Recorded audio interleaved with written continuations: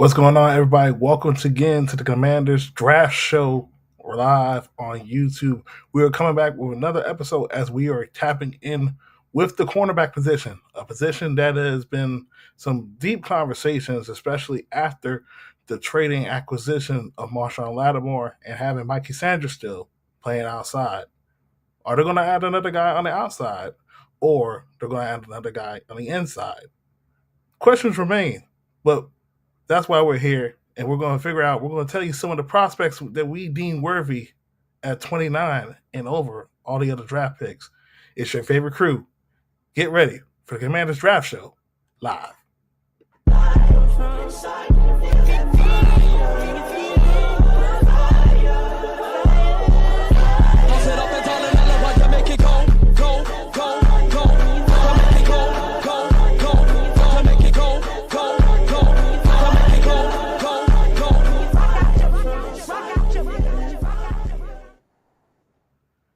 This is the Commanders Draft Show. What's up, everybody? Another episode live on YouTube, live on Twitter. Click and subscribe to the channel. Also, give us much more love as we have been doing for this series. This has been a great one so far for the 2025 offseason as we get ready for the 2025 NFL Draft. Kyle, what's up, man? What's up, DT? It's always a pleasure to be able to join you. And whenever Deuce and Smoke do get in here, we are a day removed from our usual spot, which gives us a little bit extra time to be able to look at this crop of cornerbacks. There is a lot of plentiful talent here, but the big question is where is Washington going to possibly be in the market for one? You always want to look towards the future, right? And very excited to be able to dive deep into these guys. Most definitely, without a doubt. It's one of the positions that has been a need for not only just for the Commanders, but just overall for a lot of teams year in and year out. When you look at the wide receiver position and you look at the cornerback position, you always draft those guys gradually, whether they're starters, backup guys, or play special teams. That position itself is needed every year. So let's just talk a little bit about the room currently right now. They pretty much brought back majority of their guys. They did let go St. Juice. They did let Michael Davis walk. And then you bring a guy like Noah Eganoglu back, and you also bring in Jonathan Jones from the New England Patriots. What are your thoughts on that room currently right now? So the room right now, I'm almost like lukewarm on. I still think that Marshawn Lattimore is trying to fit himself into the equation. Obviously, him coming back from injury, you can always attribute that excuse to it. And I know it's hard to be able to come onto a new team in midway through the season and try to gel into already what's being built and that kind of camaraderie. You kind of got to feel like on the outside sort of thing. But with the offseason, I think that we're going to see a lot more of Marshawn Lattimore this year, especially with the coaching staff be able to utilize him in games so they can now be able to put him in the positions where he could be successful at. We saw that in the Tampa Bay playoff game where it was playing a little bit differently in the first half, and they changed things up. Then you got to see the defense really coming into their own. But I think with Mikey, I think you keep Mikey on the outside, and I think the re-signing of Noah Eganoglu kind of really highlights that and says that, and that's where he should be, whereas Jonathan Jones can almost be your rover, where wherever you possibly want to go with him, like let's say you're going against a 4 wide out set, right? Like that's, you obviously feel very comfortable with Jonathan Jones, but he is not somebody who is shy of coming up and getting dirty in the run game, coming up and making tackles. And that's something that Benjamin St. Juste really lacked in his career, as much as we like want to give him crap for giving up big plays at the worst possible times.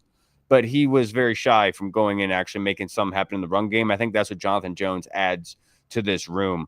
But I will say this, if Washington does add a corner in this draft, somebody that in the higher rounds, I think they've taken a weakness from last year and made it into a strength with just a trade of Marshawn Lattimore, with the acquisition of Jonathan Jones, retaining Noah Eganoglu, and using the draft pick on a corner. I think that you're now looking at for the future saying that this is a strength of the football team. And let's just say, in case something does happen with Marshawn Lattimore, you're very confident in the backup being able to come in for you.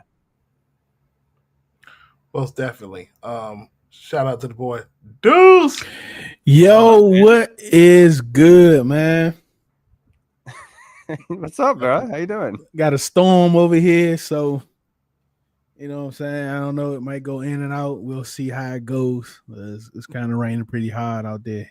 Is it up there where you at yet, Kyle? No, not yet. Okay. I knew that we were supposed to be getting a lot of rain. I was expecting to be able to get that today, but honestly, the kids and my wife and I, we went outside and we got to fly kites and play. Like, we have a little water table for them. So we were out there. I was out there, my wife beater, making sure I was getting some sun rays on me, of course. Getting that vitamin D. Absolutely. Yeah, it's probably heading out there where you are. So we're gonna see how this goes. But yeah, man, it was good, man. Well, I'm saying, is it working? Man. I mean, we're definitely deep in process. Tomorrow will be April, and we're this close, fellas. We're this close from the NFL draft. We're about to see what this regime is going to do in year 2, establishing some new players in this program. For sure. All right, let's get into it, man. What's up, Radar? Radar is in the building. What's up, Radar? Tony is in the building. I don't know, man. My mic keep going in and out, so just let me know if it's not. You sound good now. All right, bet. Because I don't know what's going on. All right, let's get right into it, man. Like, I don't. Yeah, see, it just did it again. All right, I don't. Yeah, DT, you might have to do this one, Joe.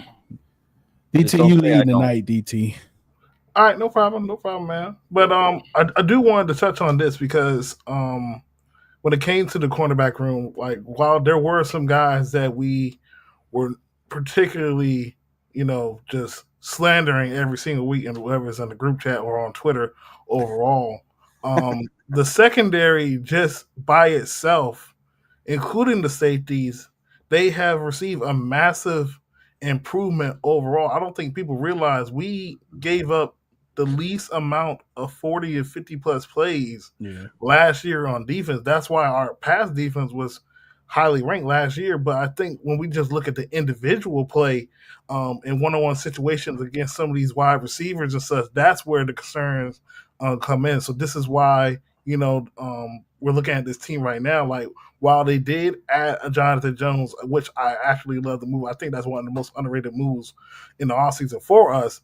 I still don't think that should stop this regime from adding another guy, particularly if it's at 29, 61, or maybe day 3, get some guys that have some quality, that has some versatility, and undrafted free agents. I know last year there was the young kid from Colorado State they were very high on, but I think he's on the Cleveland practice squad now. So look for guys like that to be identified by Adam Peters and Dan Quinn.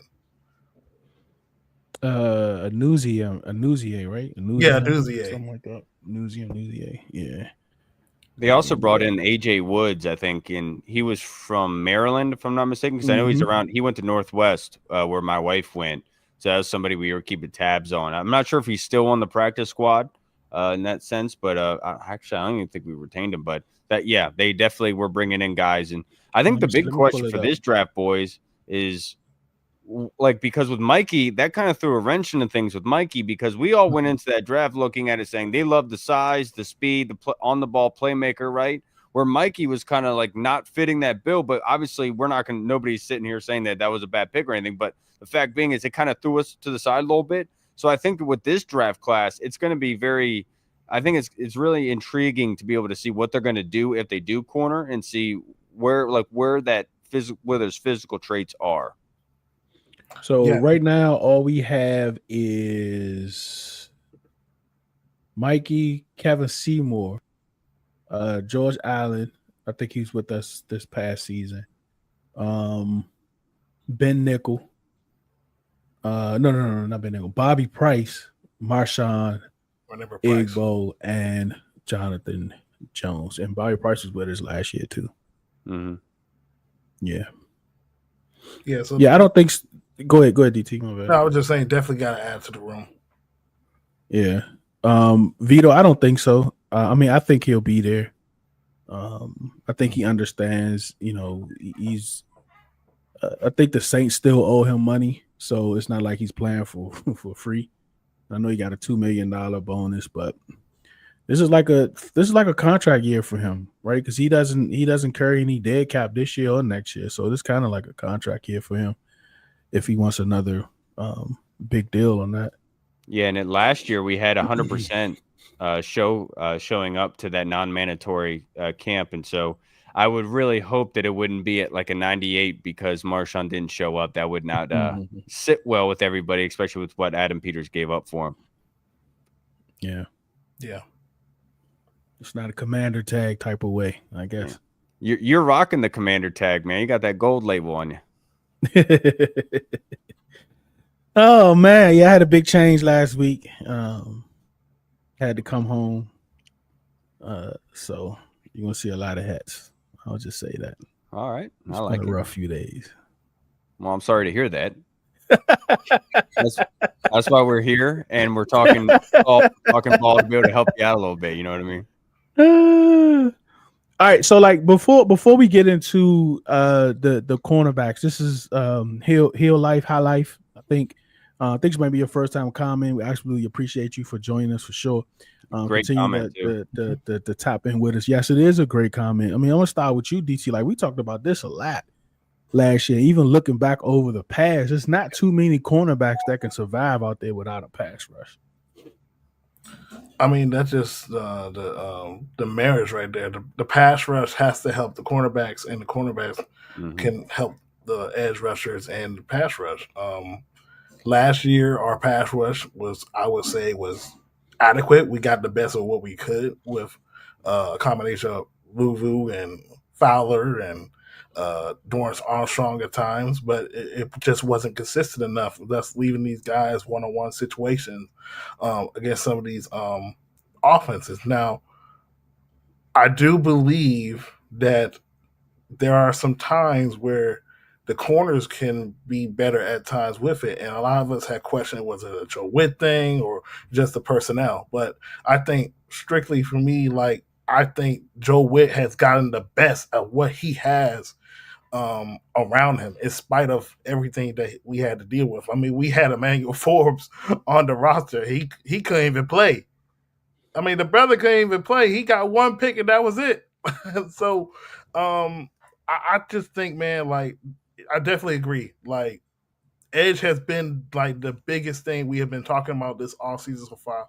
Who's going to be the number one guy? Is it going to be a collaborative rush plan like last year, getting some tier 2 guys? Because, you know, we'll probably talk about this another time. In my opinion, it's way of looking at some of these guys. We might not be getting an edge at 29, but never say never. But what you think, Kyle? Oh, he's absolutely right. This is something that I was screaming about going into offseason last year, whereas I had a lot of respect for that Cowboys defense. I kept wondering over the years, how come they continue to produce in turnovers and sacks? And obviously Minka has a lot to do with that. But you go to it saying that they're putting the quarterbacks in a very chaotic situation to the point where they feel like they have to get the ball out quickly. And when your offense is scoring points, you're forcing the offense to be able to push the ball downfield in a quick manner. And that way your corners are able to actually be able to come up with some opportunities to come down with the football. And obviously that's what we saw in Dallas. So coming into last year, I was saying, well, do we have the pass rush that could really be that, like DT said, that marriage between the pass rush and the coverage? And I was honestly kind of worried about that. Dante Fowler, a lot of credit to him with 10.5, but we talked about this when we went over the edge group. Last year, Joe Witt had to dedicate an extra guy, meaning Frankie Luvu and Bobby Wagner at times, in order to generate that pressure. And that's something that we can't just go into this offseason saying we're going to be okay without. Now, like, you have to be able to get that. And with the corners that we do have on the roster, not including Marshawn Lattimore, but with Mikey, with Noah's got to catch the football, of course, but Mikey has shown to be able to catch the football for you, and not including the safeties with Quan Martin and what he was able to do late in the year. But yes, the pass rush is obviously hugely important to it. And I think the Eagles and what they did to the Kansas City Chiefs in the Super Bowl is like kind of indicative of what you kind of want to replicate, where you're only rushing 4, you're getting constant pressure, you're strangling them to death. And the only thing they can do is try to throw for something for a big play. And then your corners are having a party at that point. Yeah, like And just like you said, I mean, we kind of did it last year, like DT mentioned earlier. Um, even though our defense wasn't the best, we didn't get pressure when we wanted it. The quarterback wasn't just back there just standing, right, with all types of time to hit big shots downfield because we didn't have a lot of big shots downfield as far as like 40 plus. So I think the most important thing is to send more than what they can block. And you kind of use that for half of the line of scrimmage, not so much the whole line of scrimmage, but at least half of the line of scrimmage, send more than what they can block, have them reaching from the far side to try to get home. And if we can do that, that will kind of, eliminate the frustration of not having a guy that you can count on to get to the quarterback, right? If they do decide not to get one of these premier pass rushers or one of the best guys that's there at 29.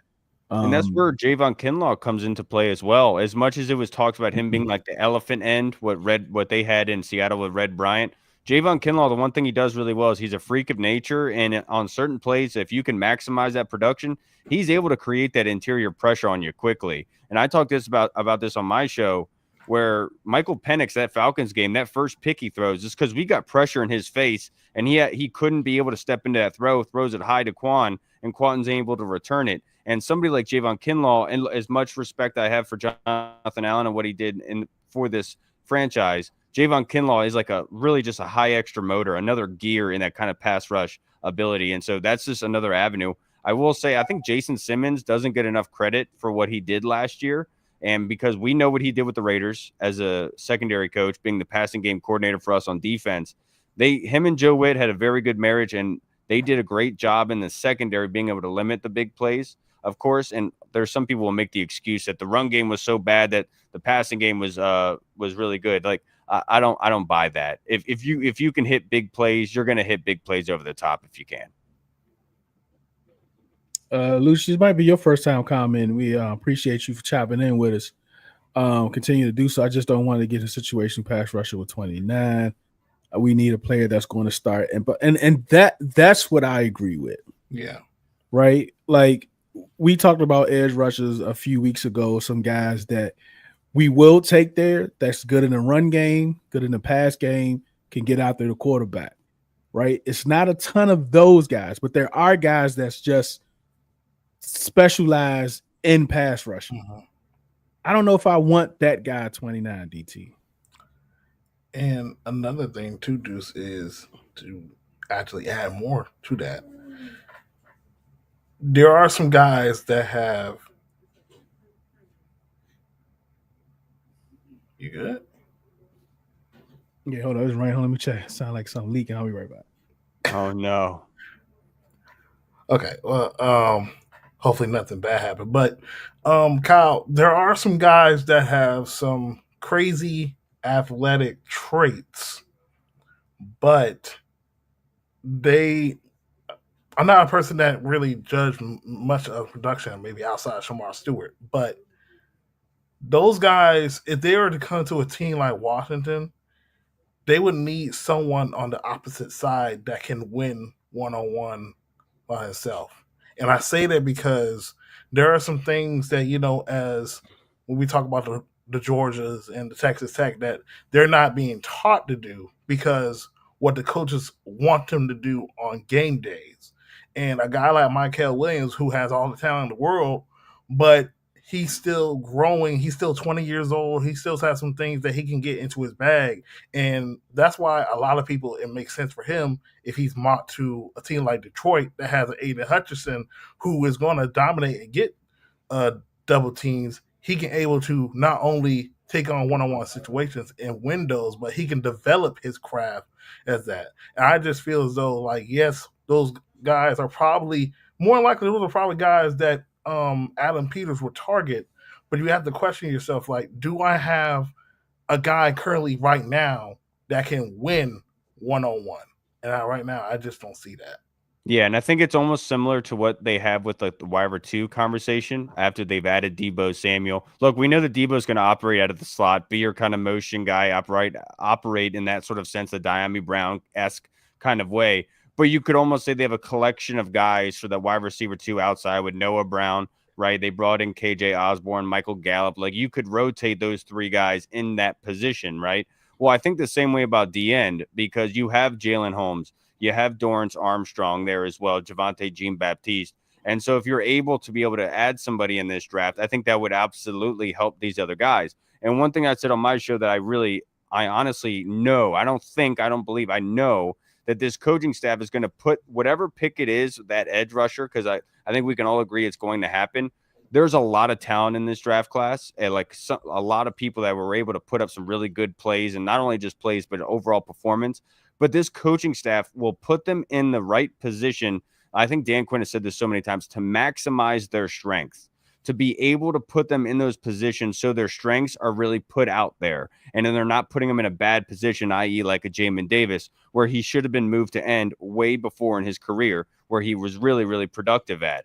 And so I am very confident that whoever Washington does pick, we might be looking at it as a situational pass rusher type of thing, but in their eyes, it's not. It's going to be putting them in situations where they're going to be really good at, and that's what I bring in with Javon Kinlaw. And Tony was absolutely right about Johnny Newton.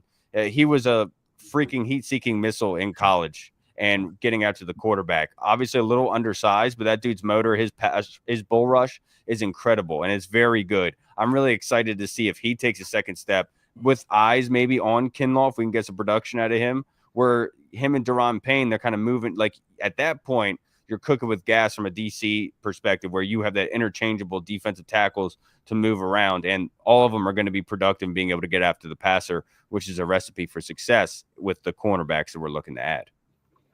Yeah, for sure. And I had the window open. That's what that. So the echo was bouncing off the walls, and I thought it was coming out. Smokey. What's good, man? How you feeling? Cool. Appreciate it. Good. Man, if you get you a strong full that can put pressure on the quarterback, man, like you can. There's so many things you can do with the defense like that, man. What's up, Simp? I can't remember. I think like we always call it the Daron Payne contract year. I think we was getting pretty good pass rush. And this is a good point for Newton, and then we're gonna get into the cornerback, Smokey. I think having the foot surgery, the one we knew about, the other one kind of came out of nowhere. Yeah. Right. So 2 foot surgeries, wasn't involved in OTAs, didn't do nothing in training camp. He came back that 1 day or 2 days, and then they shut him down again. And then, he ended the season. Go ahead. I don't like that excuse, because even at the season at Illinois, he was playing injured, and he was still highly productive. And obviously the NFL is vastly different. But by the time that John Allen was out of the season, Johnny Newton was well and healthy, and he was already contributing, and he was getting those reps as the one. And you wanted to see a little bit more of Johnny. Look, I love Johnny. My nickname for him is John McClane from Die Hard, because he's a legitimate disruptor. But we just need to see that extra step. And obviously, rookie year, you can have that caveat, that excuse for you. Mm-hmm. But for year 2, it's not. And like, I agree with you, Tony, really expecting a big jump from him. But I just don't like the excuse of him coming. Well, obviously, the foot surgeries are a real thing. It's just saying that the opportunities when he was healthy were there, right? And we just need to be able to see that extra step being laid on. There's one thing I noticed from him, like he needs to get in the weight room. It was far many times he was being manhandled at the line of scrimmage. So let's hopefully that's something that he gets to. But I want to ask, so is he still going to work out with that was something that was going to work out with Jonathan Allen, right? Is that still a go? Yeah, we'll see. I hope so. All right, 2 people that we probably not going to have a chance at all. Will Campbell, Travis Hunter, DT. You want to talk about those 2? Because there is no chance. I think we won't ever get a chance at those 2. Jahdae Barron and Travis Hunter? Is that what you meant? No, what'd I say? Will Campbell. Johnson. Oh, shucks. Johnson. I knew what you were saying. I was like, hold on, Kyle. My bad. Yeah. Well, I meant Will Johnson. Will Campbell is the tackle from LSU, I think. Yeah, when we talk about those 2 guys, obviously those 2 are the top of the crop. Travis Hunter, obviously, definitely going to be the multi talented athlete playing wide receiver and corner. despite the fact that he's literally splitting responsibilities on both sides of the ball and in meeting rooms of defensive backs and wide receivers. He still made plays at cornerback that showed that, hey, he has the ability to be a top corner in the NFL. And Will Johnson, look, we just already know about him, the Michigan kid. When healthy, he was one of the best guys. He battled out against Marvin Harrison for 2 years, played against top competition. Watched him play against Alabama. Watched him play against Washington last year in the national championship against Roma Duze, who's with the Bears. Those guys are like, we're not going to get them. But, man, like those dudes, when you just watch the tape, everything just pops out about them. Even a guy like Jahdae Barron as well. He's multi-talented athlete as well. I think he played a little bit of safety and he showed some versatility. His best year just getting interceptions. That is a Dan Quinn guy. If you're talking about someone that's going to make plays on the football and flip the script and flip the field for your offense for Jaden Daniels, that's the type of guy you would love to have. But based on those three, we definitely have them in the top 5 to top 15 range. Go ahead, Kyle. Yeah, I agree with you. Both of those guys, Will Johnson and Travis Hunter, both being more like zone corners, especially with Will Johnson. I have a lot of respect for Will Johnson and his first step, that burst, the play recognition, the instincts on screen plays. He definitely has that ability. I'd be concerned about going to get a corner that does not tackle well in the first round. If I'm going to get you in the first round, you got to be able to get your head in the mud and get dirty and be willing to make some stops in the run game. And that game against USC comes to mind with Will Johnson. Yes, he had the pick six, was incredibly great for him, but he got ran over by that USC running back on a stretch play to the outside. And that's one of those, it's like, as a first-round pick, you got to be able to make that tackle, my brother. And I know that a lot of corners probably don't specialize in tackling ability, of course, but just saying that first-round tag, you got to be able to make that happen for me. And then Travis Hunter, the on-the-ball plays, I mean, it's just special right now. I'm sure the Cowboys would be licking their chops to be able to get somebody like him, but he's not going to get there. And if anybody is smart, they'll be able to pick this kid up and be able to use him on both sides of the football. I'm sure Dion is speaking up to the mountains for him to be able to do that in the NFL in a little small amount. I mean, even if you put him on special teams at like kick or punt return, I think he might even be able to do something for you there too, in case you need a spark on offense to get some points going. But Jahdae Barron, absolutely love this kid. He jumps off the film at you. What I really like about him is his versatility. DT already talked about it. His background, multiple years at Texas, it was more of him being used slot as safety, being able to just that's the way he plays outside corner. Because this past year was the first time that he was playing outside, and he almost plays it that way. Where if you're a safety, you're taught that nothing behind you, right? Keep everything in front of you. And so when he's in a zone, if he's on somebody, he's going to stay over top. He's going to allow that cushion for an in-breaking route, but he's going to come up, be able to make the tackle, but may not be able to make a play on the ball. But I love that ability from him as a corner to say, I'm just not going to allow anything behind me. And if you're talking about what Washington did defensively last year at being able to stop those big plays, keep everything in front of you, that's music to my ears and an easy fit for this defense in Washington. I really like Jahdae Barron, and it's almost similar to Mikey Samerstill, where he was used primarily early on in his career at safety in his slot, gets moved to outside corner this year, and absolutely just booms in production in terms of turnovers and being an impact player. Jahdae Barron is somebody I think that should not escape the top 10 because if you really think about it, it's almost a perfect safe pick for you in the sense of maybe it doesn't work out at outside corner in the pros. Easily moving the slot, you could easily use them at safety if you need some DB help. And so I would feel great about that pick. And obviously, we're going to talk about Darian Porter. Don't worry. Smoke, just the top three. Probably gonna have no chance at Will, Travis, and Jahdae. Yeah, out of the three, I like Will's size, physicality. I like his ball skills, especially being coached by Jesse Minter and can't think of the guy that was formerly with the Giants and the Ravens. His name is skipping my mind. Martindale. Wink Martindale. You know what I mean? Being coached by them, these guys are literally get up in your face, defensive corners. They want their DBs to be up in your face and stuff like that. And that's one thing I love. The only thing that I question right now is, that zone ability with a Will Johnson. Haven't seen him too much in it coming from that system in Michigan, things of that nature. Travis Hunter, man, just put him on the field. I don't care if it's offense, defense, or special teams. Just put him on the field. This guy's going to make plays, things of that nature. Y'all spoke on Jody, man. I feel like this was Jody's best year when he played fully outside. I understand the versatility of him playing, all over that defense. But I think he's going to be a good outside corner, depending on situation. I understand we're not going to get him, but there's some guys we're going to get into. So, yeah, that's just how I feel about those three. But I like Will Johnson a lot out of those three, though, when it comes to DB. Let's go back to you, DT. Revel is here. He's a guy that we is a chance we might have a shot at. I haven't watched any of him, so I'm really excited, DT. Yeah. I mean, his hip movement is good. I like his hip movement a lot. He's already working out right now very too. Well, but yeah, yep.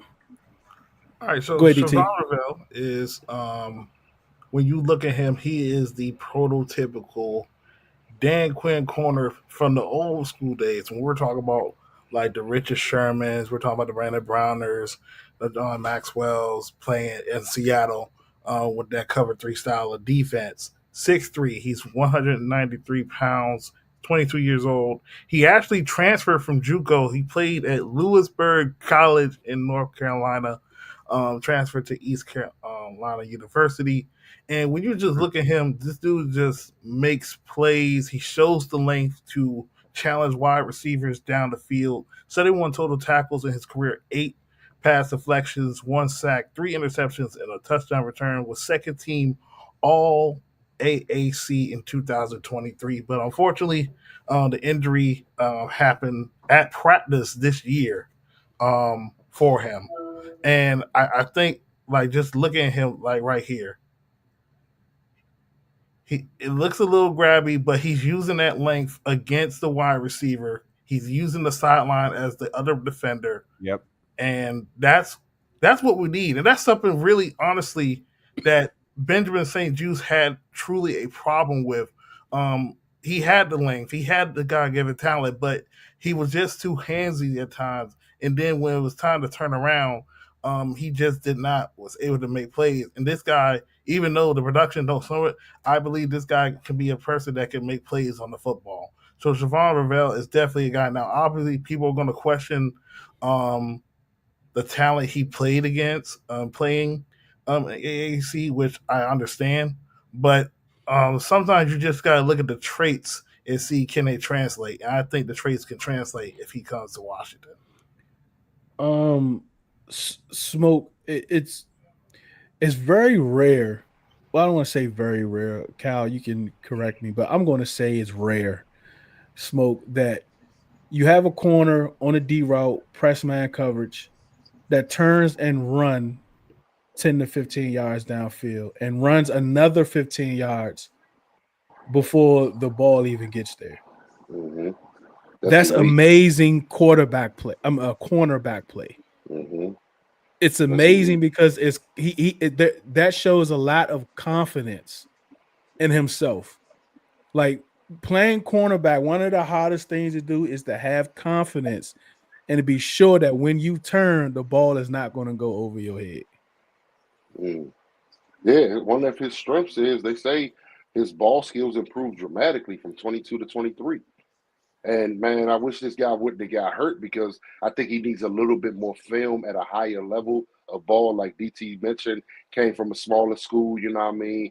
Finally got a chance to come up with some sort of big dogs, and, you know what I mean, just injuries, man. But, hey, this guy right here, DT hit on it. 6'2", that's DQ size right there if you're looking at the history of what DQ likes, you know what I mean, from your Shermans to your Trayvon Diggs and stuff like that. So, yeah, he fits the mold, man. I just wish I saw a little more, you know what I mean? But at the end of the day, he does have a first-round grade. This is someone sitting there at 29. Have y'all seen a top 30 visit from him yet, or no? I have not. I have Okay, not seen okay. him. I saw on Okay. Twitter that I think like the Vikings have been linked to him, and possibly the That, Packers. that I sounds mean, about he's right. coming out like a safety. See, this is Tony. What's up, Tony? Chosen, I see you up in the building. Rail Deuce, what's up, y'all? Yeah, I love Xavier Watts. Like, if you have an opportunity, I think the second show we did, we went over safeties, and he was one of the guys that absolutely popped out. But Kyle, this play right here is for you, Kyle. This is This my play right here is play. for you, Kyle. I mean, just watch the patience. And like this is what you're going to be dealing with probably almost every week in the NFL. Is this play right here? What you think about Revel, Kyle?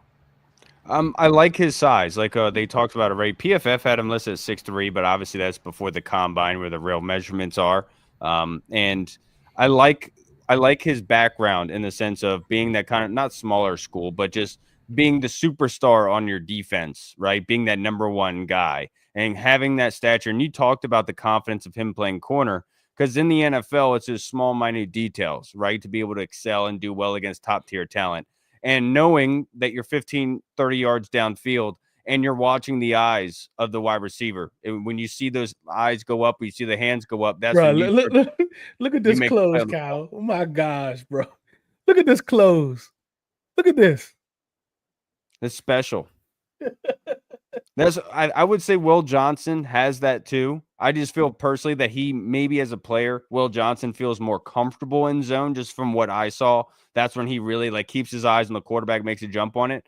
Him here, like you've seen multiple plays where he's trailing and being able to make plays on the football. That speed, I'm really interested to see how he's looking after the injury. I know that he's been working hard to get back and he's made a great recovery at doing so.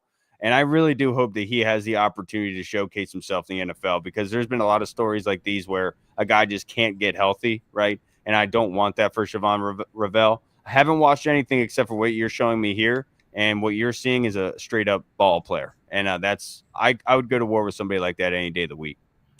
I think he's scratching the surface too, y'all. Like, I think he hasn't even seen the best of himself. It's tough, man. That injury, man. It definitely throws a wrench. Yeah. And like just think board. about like back in from 2012 to 2014, that style of defense Dan Quinn ran. Like press man corners, pressing the wide receivers lines, disrupting the passing game, making plays, showing physicality in the run game. Like he just screams a Dan Quinn corner. Now, when you do look at him, he does look slightly undersized, a little bit, just based on frame size, but still big enough. But I wouldn't be worried about that. The only question I have, honestly, is just the injury and just can he match what he was doing in college and carry it to the NFL? Because once you get to NFL, we know how refs are with your hands and being a little bit handsy. I don't think he's that handsy, but that can be something that it'll be coached up. But I think a guy like Joe Witt and Jason Simmons, as you mentioned as well, they would love to have a guy like that in the room. Oh my God, they're gonna have man. All right, Smokey. This guy right here, man. Here we go. Hey, listen. I was like, I hope he come to him next, man. Hey, listen, this is my guy right here. Hey, if you look at numbers and numbers only, you're gonna be like, hold on, this interceptions went down. You know, what I mean, tackles went down. It's because they stopped testing my guy. Yeah, like you're absolutely right. To Benjamin Morrison. Full stop right there, Smokey. Full stop right there, Smokey. Full stop right there. Mm-hmm.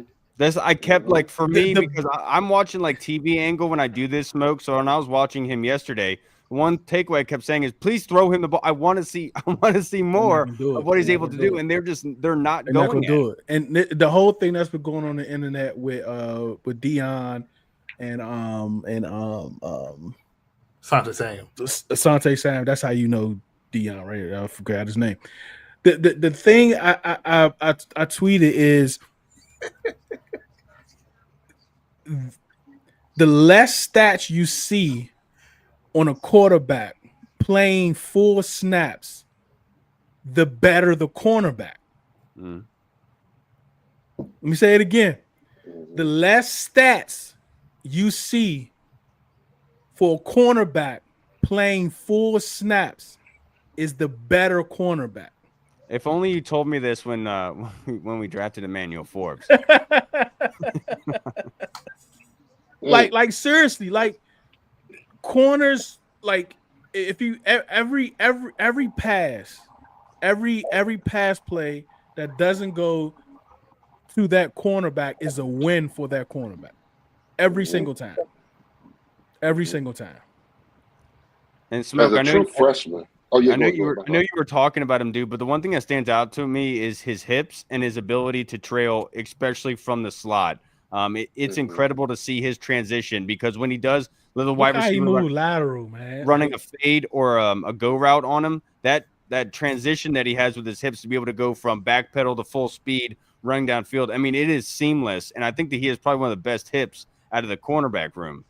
Yeah. Sorry. And speaking of hips, it sucks that that's what his injury is in this draft process. Yeah.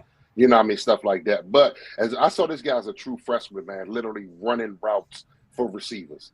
Sophomore year, got tested a little bit. They was like, hold on, this guy might be elite. He made his name last season. And coming into this season, outside of Travis, it was Will Johnson and Ben Morrison, I'm sorry. You know what I mean? And just because a couple of these guys like Shavon Revel, Will Johnson, Benjamin Morrison are dealing from injuries and stuff like that, this is a guy I may still see on the board at 61. Let him be on the board at 61. I'm running that card up from where I'm sitting at right now in the Green Bay. That's what I'm doing. I'm running that card up there. This guy, man, I'm telling you, man, he's good. He's physical. He's a lockdown corner. He's 6 feet. You know what I mean? Like some people may want him a little taller, but no, he plays bigger than his size. I love this dude. Oh, got some breaking news, DT. Okay, what's the breaking news? You wanna put that out there? It's a reason why this dude a baller, man. It's a reason why this dude a baller, bro. This is Daryl Morrison's son. For you former R-word fans. R-word fans. This is a 38, Daryl Morrison. In the blood. This dude is a ball player. Look, like freshman year, that's when I initially saw him. Had multiple interceptions, playmaker, and then remember last year, guys, we were harping on Cam Hart, trying to get him as a commander, but we also had to let everybody know that the better corner was this brother right here. The better corner right here. I mean, he went up against Marvin Harrison. He's went up against many NFL caliber wide receivers. Played an NFL style defense. He knows what he wants. He is a gym rat. He's also a film rat. He understands route concepts. He navigates the defense for young defensive backs. When Cam Hart went to the NFL, he was mentoring these young guys. And then, even though with the hip injury he was out for the season, 2 freshmen for Notre Dame played and put up crazy numbers on PFF. So Notre Dame is definitely producing a factory, but this guy is a coach on the field. You heard Smokey say about him running routes. This play right here is a 5 and in. It's not a drag route because drag routes are usually later in the progression, right? This is a 5 and in. So watch how. All right, you see the wide receiver. The wide receiver responsibility is to go straight down the line, not fade out this way. He's supposed to go straight down the line, right? That's the design rub route. Yep, design. You see this guy here? He's running the fade route and he's rubbing them running the fade route, right? Watch the corner run this route better than the wide receiver. You see what I mean? You see, he was here. You see how he started fading out? Look at that. Those are the hips right there, that last play. Oh, my goodness. That transition to go from back pedal to full speed is not something you get every day. And that's one thing, like, even from the slot, I think that he'd honestly be it's hard to play slot in the NFL but I think that he'd be one of the best in the NFL as soon as he stepped on the field. And you talked about just the way, because they try to do those rub routes on you. I am not concerned about Benjamin Morrison, especially on those sort of things. That's one of those plays that's that instincts, that IQ, being able to make sure that you're kind of delayed in bursting to make sure you're not hitting that wide receiver, but still being able to match that catch point, dude. That the fact that his injury isn't in his legs should tell you that you're good to go. And you might say, well, why did he runs this route straight down the line, like the cornerback. He runs this route straight down the line how he's supposed to. If he drifts off, this is a completion. But he runs his route straight down the line, and the wide receiver fades his route off. You don't see any other defenders in the middle of the field there. That's some awesome, man. Can you replay that one more time? Which one? Is that Ohio State? That one? Oh, yeah, right after this. Oh, no. Was that Ohio State? Yeah, it was Ohio State. All right, won't play it real quick. I want to see those hips, dude. Oh, you're like something that's Clemson. That's like the same game. Yeah, I think that's against Clemson. There it is, right there. Watch this. Boom. He matches him.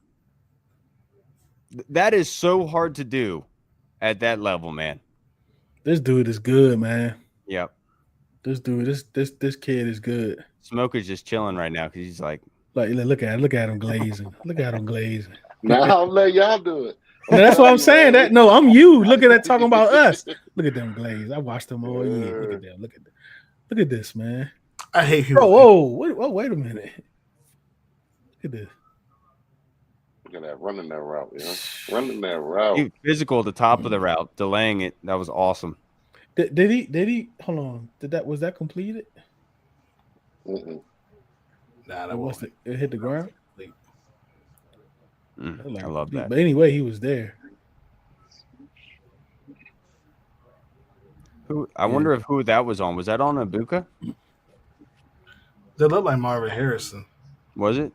Yeah. I like this kid, man. I like this kid a lot. Like I said, we got a chance to get him at 61, man. Like, especially with the reports of the injuries and stuff like that. But he's solid.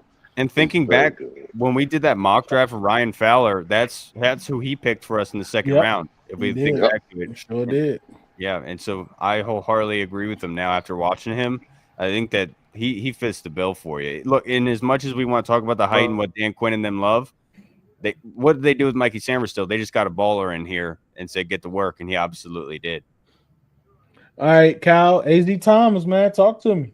So this is a press man corner. I get like this guy. You definitely get the vibe from him of looking like Marshon Lattimore in the sense that he's very patient in the way that he plays. You could tell in his confidence that he plays. Very strong, being able to stand up the wide receivers. Good on the ball as well. Looking at his overall stats right now, 6'2", 198 pounds per PFF. They graded him 139 out of 848.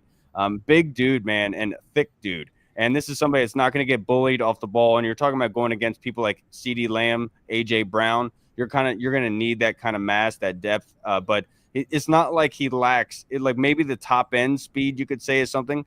But the play on the ball is not a situation where he's lacking in. But I think that this is a guy that you could feel very confident in if you're looking to be able to blitz a heck of a whole lot. This is the man you want. And going against some top-tier wide receivers that we have in the division, not even including Malik Neighbors I haven't talked about yet, this guy is a bully, and that's what you kind of want to have your identity as, is defense. I really liked him. Looking at his film, you just get the confidence, and you like the same. What's his measurables again?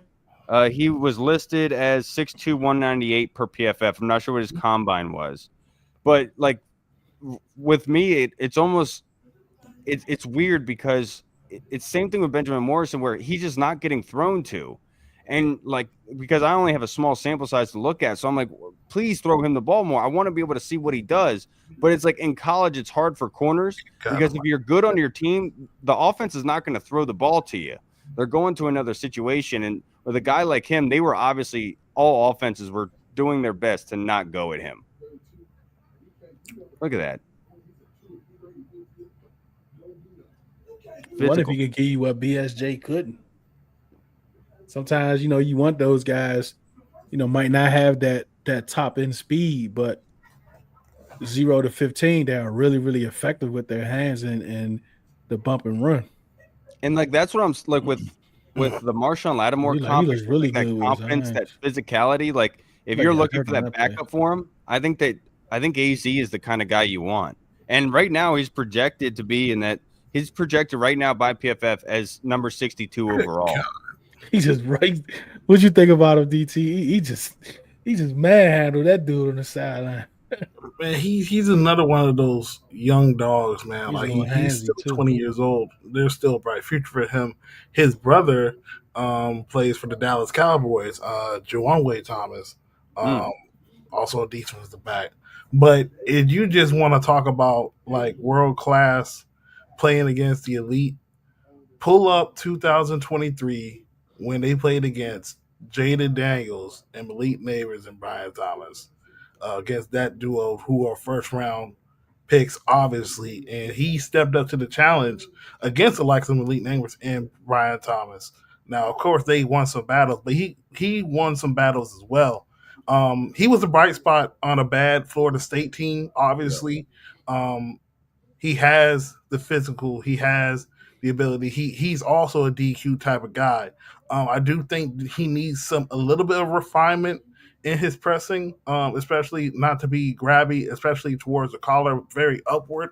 I've seen a couple of times, and also like for obvious other corners, double moves and stuff like that when he has to play off. So look, this is a guy that has been, casually, a lot of people have been mocking him to the Commanders at 29. I think he could be late first round, second round type of corner. But the Miami game too, I put this on my Instagram on my story, and everyone's like, "Yo, who's this kid?" I was like, "Yo, this is a dog, just straight dog right here." But I would love to have Thomas on this team as well. Hey, bit handsy, you know what I mean, for my liking, but I like him though because his physicality. When I use handsy, I mean, you know what I mean, he's physical. He's very physical. I was told earlier today, we were talking about him in the space, and someone said go watch the game against Duke.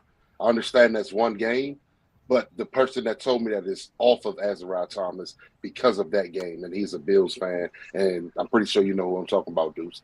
He said go watch the Duke game. So I did see a clip in here from the Duke game, but I do want to make it my bet to, go watch that game to see what he saw. But I love his physicality though, man. Uses the sideline as an extra defender, as you see right there, things of that nature. Good length, 6'2". I think that's what we're looking for, man. That 6'1", 6'2", 6'3" type guy. You know what I mean? He don't mind coming up too in the run game. That's one thing he don't mind. So I'm not mad at a guy like that. 20 years old, you know what I mean? Like, hey, man, got a lot of room to grow. He got a lot of room to grow. It like his biggest weakness is I would say is those deep routes. It's just being able to stay in the hip of a wide receiver. He's at his best when it's that goal line kind of setting where he has that back of the end zone for his benefit. Very confident in that regard of being able to on the ball. But it's just that's probably the big difference maker for him. But for me, dude, anytime like he just screams Marshawn Lattimore to me. It just that's like I'm not saying early Marshawn, I'm saying later in age Marshawn Lattimore in the sense of just the ability to be physical, stand guys up on the ball. If it's around you, you're going to be able to make a play on the ball. But for the most part, if you lose a step on him, he's not going to be able to recover very well. In my personal opinion. Go ahead, DT. I do have a quick question. And so far, we went through three corners. All three of them have similar things that they do, and it's pressing wide receivers at the line of scrimmage and playing man coverage. And when you see this division, and I know a lot of people are going to be like, well, we can't just draft guys because of what our division have. Well, I certainly disagree. When you have the likes of Malik Neighbors and possibly they could get a Travis Hunter, and then you have A.J. Brown and Devontae Smith, and you have C.D. Lamb, and a lot of those guys can play multiple roles in their offenses respectfully, playing inside and out. you have to have those guys where we have to challenge these talented wide receivers, but you also have to pick and choose your battles. Does pressing at the line of scrimmage worry you at times, knowing that how the NFL is very tipsy with the penalties and how they play? No, not with me. Because I feel like it's going to help your D line too. It can go hand in hand where if we manning up, up in these guys' faces, early and often, that front four, can get a little bit more quicker pressure because that quarterback isn't, necessarily going to have the perfect read because the timing is off just a little bit. So I actually like teams that get up in your face, show it a little different, press you, things of that nature. That's just me. Yeah, DT, you are absolutely right with what you were saying about the division. Because as much anybody wants to say anything, look what happened to the NFC North last year. They were winning a bunch of games except for the Chicago Bears, and it was hard for them to win to get into the playoffs, right? For Washington in particular. So you should be going up and saying, how can we compete against the division? Because if we win our division, we don't have to worry about that kind of situation again. We got our foot into the playoffs. That being said, the bar should be Philly. We should be sculpting and building this team to beat Philly. If you're sculpting your team to beat Philly and you're successful in doing that, you're beating 95 to 99% of this league right now. And so that's what the bar you should be setting to do. That being said, Mitch is absolutely right about Azareye'h Thomas and picking his spots. There's a difference between being physical and obstructing a wide receiver, and there's a difference of what Benjamin St. Juste was doing, which was being physical to stay on the route. And when you're losing, to try to recover, which is what gets flagged a heck of a whole lot. And that's not what you see AZ doing. It's not like he's pulling to be able to stay with the guy. He's pushing. He's making sure that he's blocking and obstructing rather than trying to recover. Ooh. I can't wait to get to this one. What was I about to say? I forgot what I was about to say. My bad. I talk too much. No, I forgot. What's up, Dave? What's up, Hermit? Although I don't agree that Sean is washed at all, definitely needs some cornerbacks in the NFC East. It's guys at wide receiver. What was the question you asked, DT? I was asking, does having press corners worry you as much, knowing that the NFL is very tricky about the penalties gathering more for the offense? No, that wasn't it. I forgot. Probably because of this play right here. This is your guy. Guy that you had, Cal, South Carolina. Oh, Donald Fortune. Watch this play. But before we start this, can I pause it real quick? Can I just say something?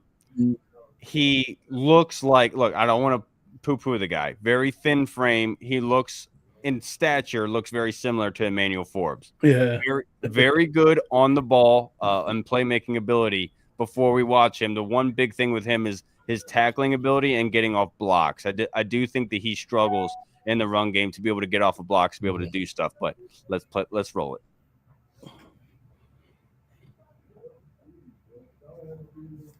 I don't remember Emmanuel Forbes doing nothing like this ever. That was one heck of a play. That's probably his best tackling that I saw personally. And that's on my boy CJ Dippre, the tight end from Alabama that I really want Washington to take. And here you really see him at his strength where he's able to get out to the legs. I guess he came up on this one. Yeah. No, Emmanuel Forbes never did that. But he had a heck of a Shrine game, I think, East-West game. He had a pick 6 in the Shrine Bowl.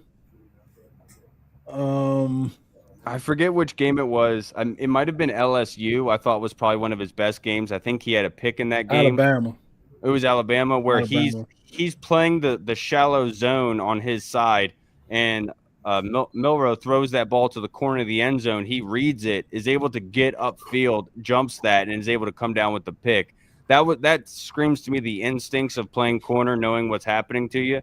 And I think that's what really jumped out to me to say, I think that this is somebody, because right now he's projected at overall at 169th. And so if you want to add a corner here, And maybe he's not the most thickest guy in the world, right? But in the same breath, he's 6'1", 185 pounds. That height, it kind of matches for you. And PFF had him ranked 16th, graded 16th out of 848. And so there's a reason for it. That South Carolina defense, I've said it, it's if you want to have fun watching defense, play any South Carolina game and watch that. There's just 11 hungry dogs looking for a meal, man. They really, it's a fun group to watch. This is for Smoke. The one thing that I caution series downhill speed, yeah. Tiny. Is tiny. When we watch tape, right? There are going to there are like low lights to every player. Yes. Right. There are bad games for every player.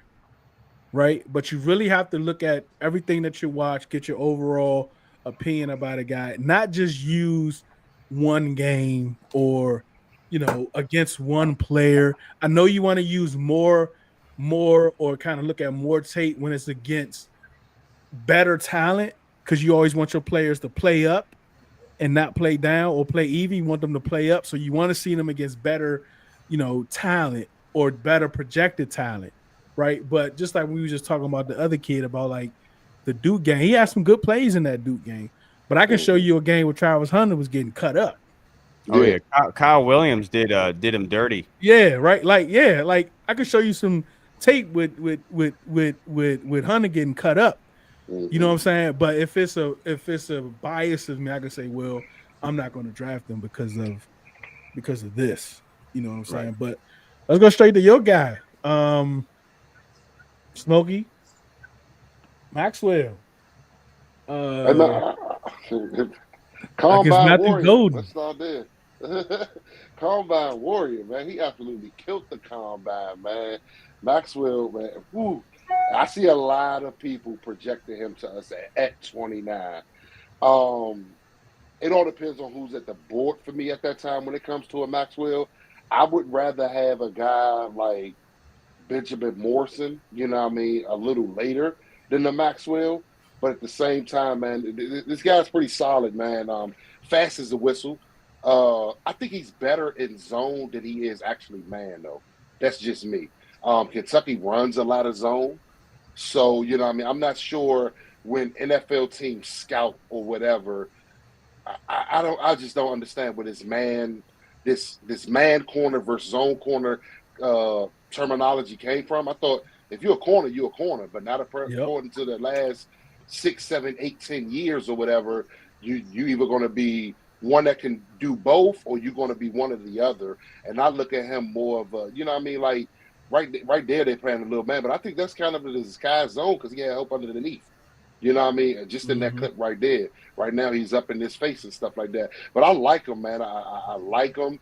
I think we could do better at 29 than Maxwell, though. I really do. I don't have a first round grade on him. Maybe second, third. He just doesn't have a lot of confidence for me. That's a low light right there. Yeah, yep. Like he has. It's like he's not afraid, but at the same time he's very cautious. Right? You know what I mean? So like, I like the kid. Like you said, I kind of agree with you too, Smokey. But he likes to get in your people's face too, though, man. You know what I'm saying? So, but yeah, I think he is a little better at playing his own. Go ahead, Kyle. You got something on him? Yeah, it seems like this is that Matthew Golden going up against him? It seems like it's a highlight reel for Matthew Golden instead of Maxwell Harrison, to be honest with you. And as soon as you see that missed tackle there, that's what. If anybody is talking about 29, please take that around back and shoot it. I don't like the idea, the thought of it at all. Of course, you want to be able to have an athlete on the field for you, but at the end of the day, I got to be able to put you on the football field and you be productive and be a force. And what we have seen thus far is not really doing that. And to your point earlier, Deuce, about watching film against the better teams and everything, what I'm trying to do is I'm trying to compare NFL future talent to what's in the NFL, right? Like that's the best measuring stick to say, how can this translate to the NFL? So if you're going against NFL talent, you better play like an NFL player, right? And That's why this little low light reel kind of is a really bad issue for me personally. PFF had him graded as the 485th out of 848, which kind of speaks to how his overall play is, of course. No disrespect, Smoke. I know this is your boy. I'm just saying. Yeah. Yeah, no. I like the more so of what he did at the combine. You know what I mean? Then when I really start diving into him, I say, I don't understand why people got him mocked to us at 29. And there's multiple sources that have that. Yep. I think he's a day 2 guy, to be honest with you. But yeah, it's that combine for you. Yeah, I know. But like this is something right here, DT. Like I used to like when I coached, open up. If the hips is going inside for a post, skinny post, whatever it is, open up. Don't turn around. I mean, he recovers very well on this play, but oh my gosh, like, oh, that hurts me. Because look, your back is, he could just stop. He could just turn and stop. Yeah, and you could be running right down the field. That's why I used to. There's no safety help either. No safety help, but he recovers. And that's who is that kid? That's is that Bond? That's Bond. Yeah, James Bond. Yeah. But here's a good play, right? Good anticipation. Sheesh. Yeah, that ball is thrown late. That should have been a touchdown. That's his zone, Smokey. But that's his zone. I told you he excels more in his zone. He excels more in his zone.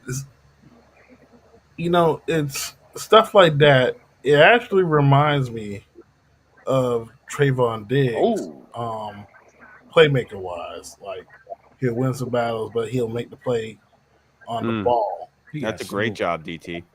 He got good speed, man. Like that's one thing. Like I say, even though he didn't open up, look at the make. Yeah, he was able to recover for sure. Yeah, he's able to recover. That right there. And the ball was late. If that ball thrown right here, if that ball is out now, that's probably a touchdown. That's Quinn Ewers for you. The quarterback should have put that on the goal line on the right side, allowed him to keep that separation instead of making it go vertical where he was able to recover. But I think somebody commented like the college isn't NFL. Of course it's not. But you're trying to get the best the best comparison to what it would be like in the NFL. If you were to compare what Hairston did against a Pee Wee team, like you're going to say like I can't use anything from that because you're not going to get that in the NFL. And that's my overall point is that you want to be able to have that elevated play regardless of the competition, the best competition possible to be able to get the best evaluation from them, if that makes sense. Yeah, that's true. It's a little iffy, Mitch. Listen, man. If you don't listen to anything I say about nothing ever in life, do not. Come on, bro. Do not draft someone because of the combine. Play that joke. Do not. 029, man. You can't teach that. Can't teach it. But I know a lot of guys that played down there in Orlando in January for the flag football championship. That's crazy. All right, man. Let's go around the table real quick. Let's start with you, Kyle. You got a guy that we didn't bring up. I think you had Strong. Dorian Strong, but it's okay. He's more of like the lighter frame kind of guy from Virginia Tech. That obviously I'm a huge Virginia Tech fan, so I'm always going to give a shout out to my guys. But I don't think that we can leave out of here without talking about Darian Porter, because that is somebody if you're talking about that Richard Sherman type of player, I think this is what you're looking for with Darian Porter. The biggest thing is he's 6'4", 200 pounds. PFF graded him 80th out of 848. And what screams to me when I watch it is if you look at his snap count, he only had about 400 snaps at corner. He's a former wide receiver, and so he has a great on-the-ball playmaking skills, able to jump out of the gym, make plays on the ball, come down with some interceptions. But he shows us the sort of instincts that you don't typically would get from somebody just transitioning over. And the big question that comes to me is, why didn't he get more snaps? And we had Ryan Fowler on a week or so ago, and I'm like, why that DC? If you have a guy with that physical trait, has that playmaking ability, why is he not getting more snaps? And that's the only thing I would wish with Darian Porter. But I think with the skill set, the traits that he has, the background of wide receiver, being able to play the ball, I think that this is somebody you could feel confident about in the long run. And honestly, just given the traits that he has, I think you could actually put him in anywhere and in like kind of those relief situations, and you'd honestly feel comfortable. Trail say that's his guy. You got anything on him, DT? My bad. I was looking through my graph. Talk about Darian Porter. Yeah. Yeah. Yeah, it is interesting because when you look at his stats, it's like a large gap between, I believe it was like 2022, 23. Like he didn't play as much. I don't know if it was because of other things, but I believe he's a track athlete as well.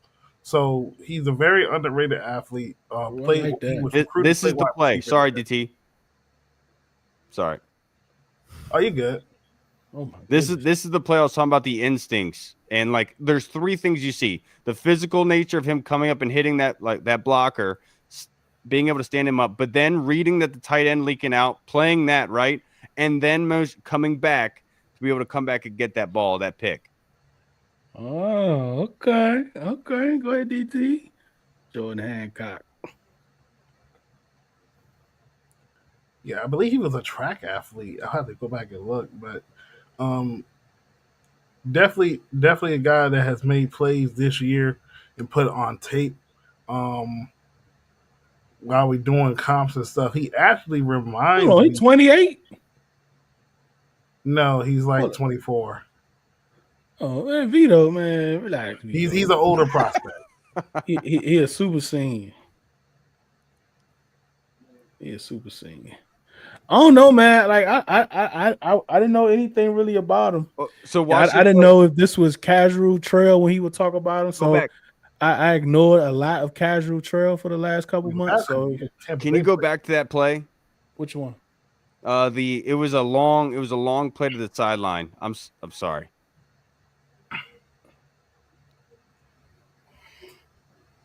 It's against Iowa, and this play jumped out at me to show you the speed of him. Yeah, watch this. Watch where he is. He hawks this. Oh, yeah. That's effort, man. That's something else you can't teach, Smokey. No, you can't teach effort. I didn't know this guy was 6'4". Goodness gracious. Yep. Yeah, he was a former wide receiver converted to corner. Oh, do you know how much converted receiver? You know how much communication you got to have on that play we just watched right there, where he pressed one guy and switched to the other, like boom, like that's communication on that defense, man. Yeah. Like, and that's what's crazy to me, Smoke, because like, why is he not getting more snaps? You see this jumping out at you, and you're like, why?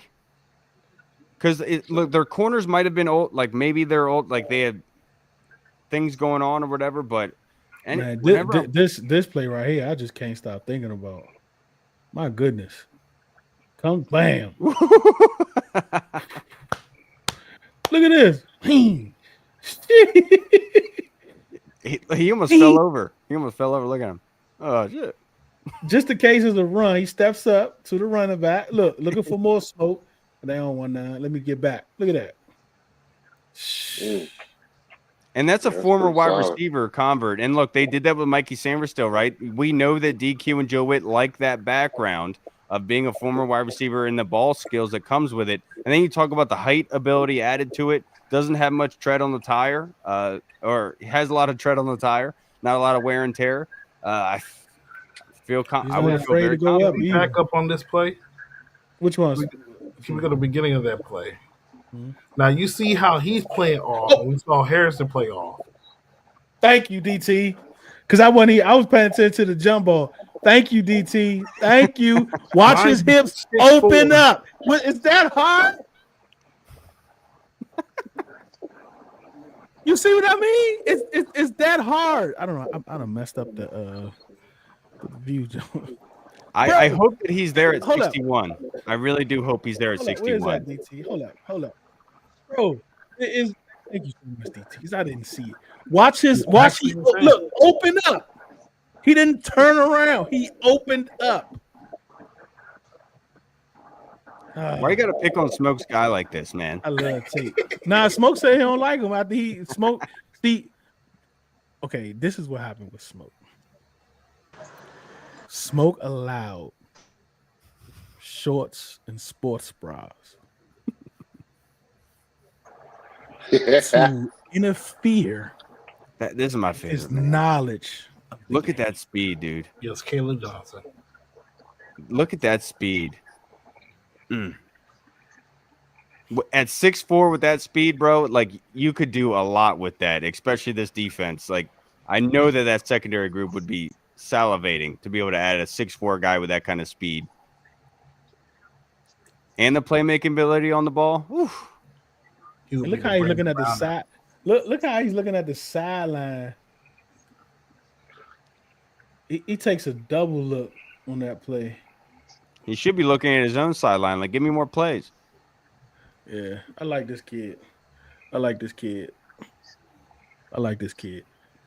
Smokey, anyone else you got out there, Smokey?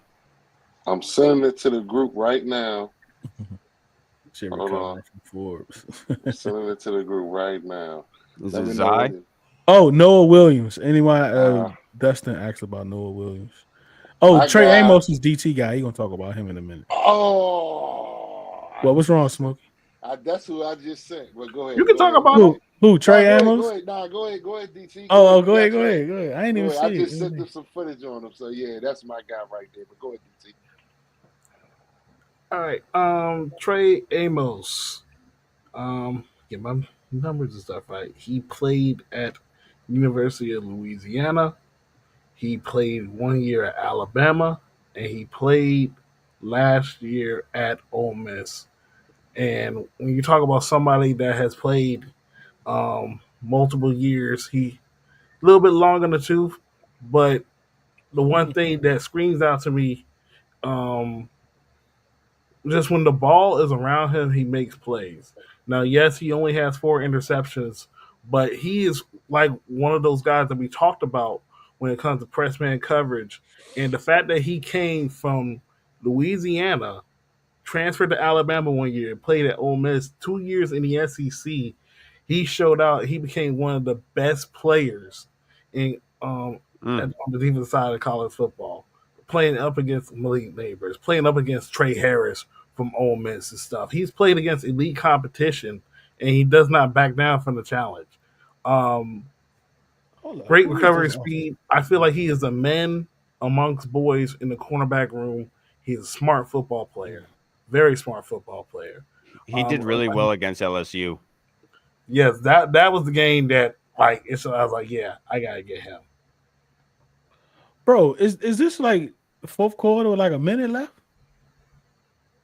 They don't have no 1-2 level routes. Look at this.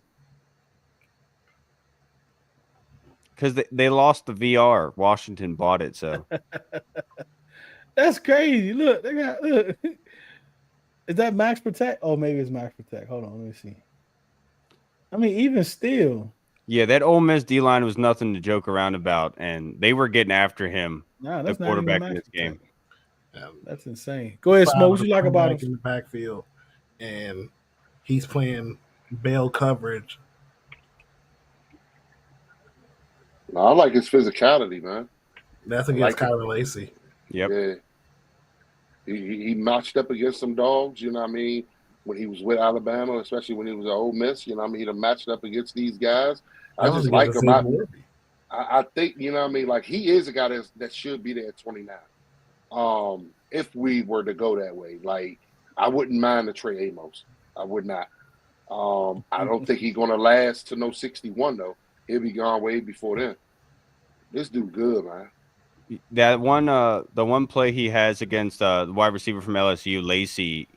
There was a play where Lacey steps out of bounds before he catches the ball because Amos literally abrupts the route so much he has to step out of bounds. And that's the physicality standpoint. Trey cool, Amos was one of the first guys I looked at.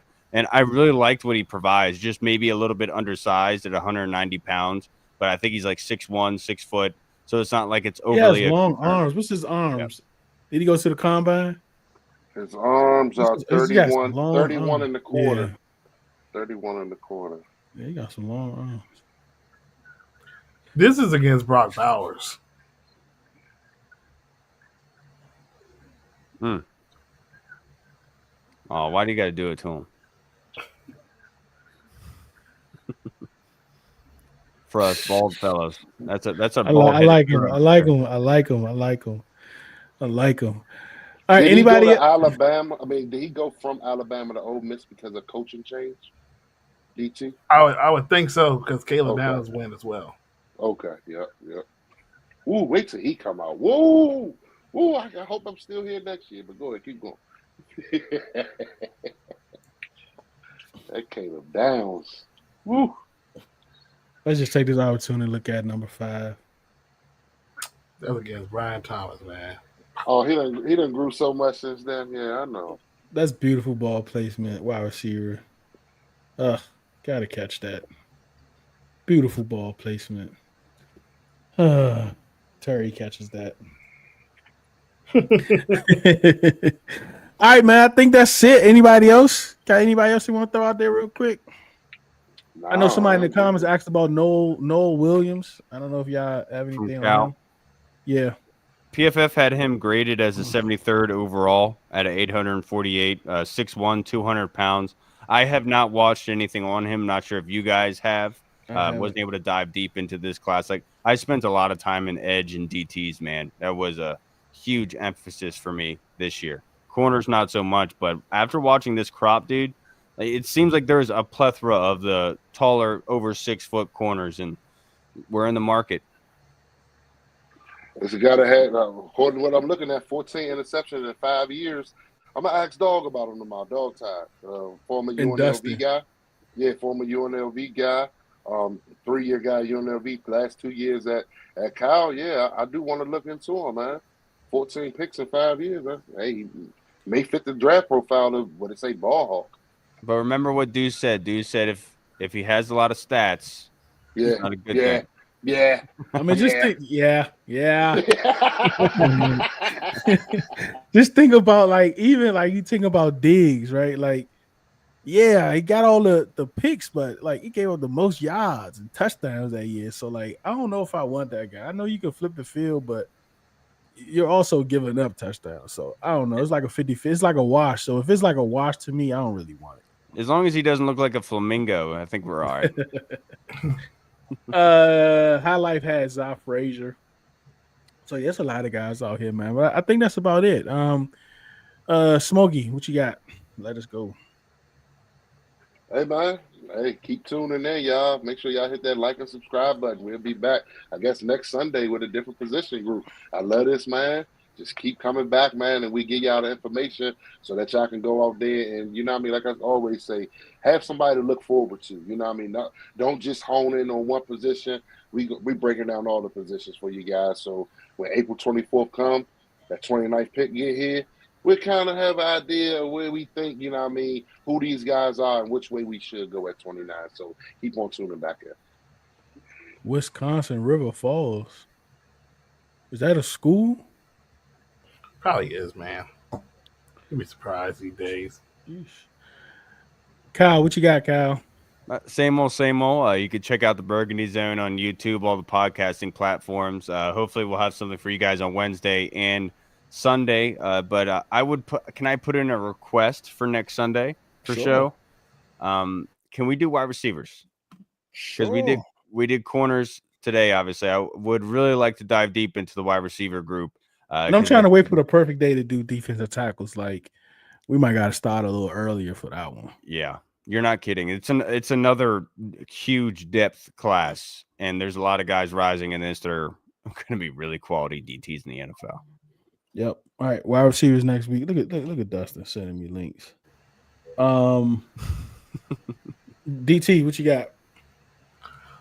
All right, guys. So for those that have not seen the latest, I did a mock draft 2.0 on my channel. I did two mocks, one with a trade, one without a trade. Go ahead, click, share your thoughts on what you think about that mock draft. I will be doing a all 32 mock coming soon, way before the draft. So that will be dropping very soon for you guys.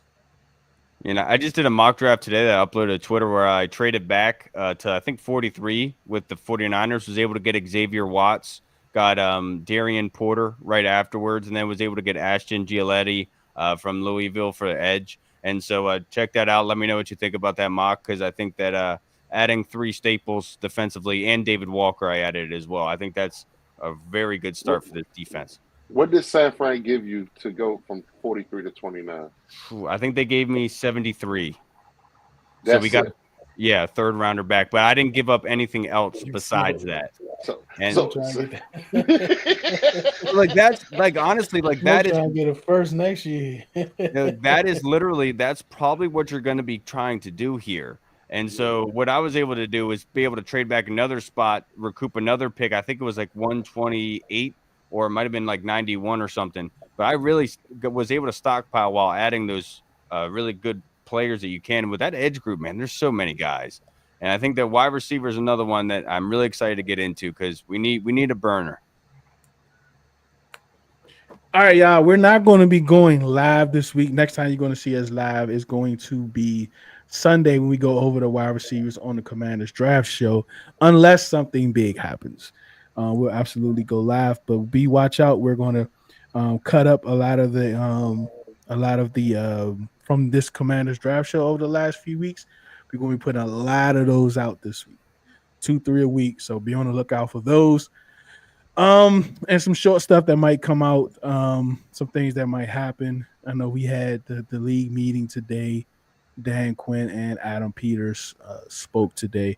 But if anything else comes out, we actually put some stuff out. Just won't be live unless it's something major, something big.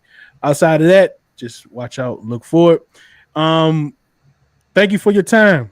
We know it's very valuable for you to spend it with us. We absolutely appreciate it. Remember, do it because you love it, not because it loves you. One beat, one sound, one heart, and it's okay to come home. One love.